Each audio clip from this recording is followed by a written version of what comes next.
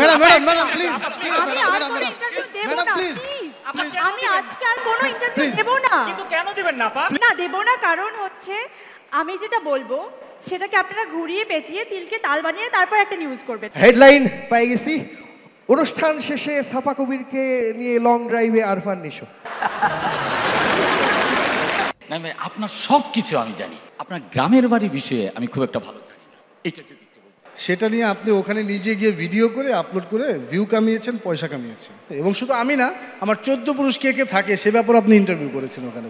এমনকি আমাদের পারিবারিক অবস্থান কথা সেটা উনি ভিডিও। আচ্ছা ঠিক আছে ঠিক আছে, মানে পারিবারিক বিষয় যেহেতু আসছে, আপনার গ্রামের বাড়িতে পরিবারে কে কে থাকে? ওইটা দিয়ে আপনি ভিডিও বানিয়েছিলেন। গ্রামের বাড়িতে আমার ফুফা, খালা, মামা, চাচা যে যেখানেই আছে সব ভিডিও বানিয়ে আপনি ভিউ কামিয়েছেন। মানে আমি শিরোনাম আমি পেয়ে গেছি, মানে আমি এখন যে শিরোনাম দিব সেটা হচ্ছে যে নায়ক নাইম সে পিতৃ পরিচয় দিতে স্বাচ্ছন্দ্য বোধ।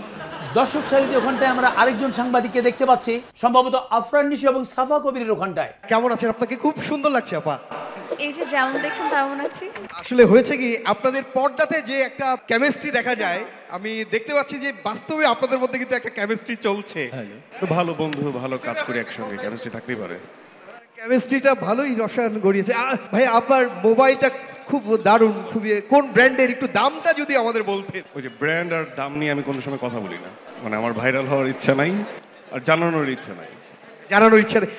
আপা আপনার ব্যাগটা কিন্তু খুবই দারুণ, গর্জিয়াস লাগছে। কোন ব্র্যান্ডের এবং দামটা যদি একটু বলেন প্লিজ। এসব প্রশ্ন থাক না ভাইয়া, দেখেন এত সুন্দর করে সেজেগুজে এত সুন্দর একটা প্রোগ্রাম দেখতে এসেছি, এটাই আমরা এনজয় করি না? আর দেখেন এমনিতে আমি অনেক টেনশনে আছি, আমার ড্রাইভার অসুস্থ, বুঝছো? কিভাবে যে বাসে যাবো সেটাই বুঝতে পারছি না। অনুষ্ঠান শেষে তোমাকে নামাই দিব, অসুবিধা কি? অনুষ্ঠান শেষে নামাই দিবেন? আচ্ছা বুঝছি, পাইছি। কি বুঝছেন? হেডলাইন পেয়ে গেছি, অনুষ্ঠান শেষে সাফা কবিরকে নিয়ে লং ড্রাইভে আরফান নিশো। ওখানটায় আবার কি হচ্ছে? ম্যাডাম ম্যাডাম ম্যাডাম প্লিজ আমি আর কোনো ইন্টারভিউ দেব না, প্লিজ। আমি আজকে আর কোনো ইন্টারভিউ দেব না। কিন্তু কেন দিবেন না আপা? না দেব না, কারণ হচ্ছে আমি যেটা বলবো সেটাকে আপনারা ঘুরিয়ে পেঁচিয়ে তিলকে তাল বানিয়ে তারপর একটা নিউজ করবেন। আমি ইন্টারভিউ দেব না, ব্যাস। আপনি শুধু এতটুকু বলেন যে আপনার এই অনুষ্ঠানে আসতে এত দেরি হলো কেন? একটা শুটিং লোকেশন থেকে এসেছি, তাই জন্য দেরি, অন্য কোনো কারণ নেই। কোথা থেকে এসে শুটিং এর থেকে আপা? লোকেশনটা কোথায় ছিল? ঢাকা কেন্দ্রীয় কারাগার শুটিং করছিলাম একটা ওয়েব সিরিজের। কি চরিত্র অভিনয় করছেন? একজন আসামির। আর কতদিন কারাগারে শুটিং করবেন? এই 15 দিন। প্লিজ আর কোনো কথা নয়, আমি একটু অনুষ্ঠানটা দেখবো প্লিজ।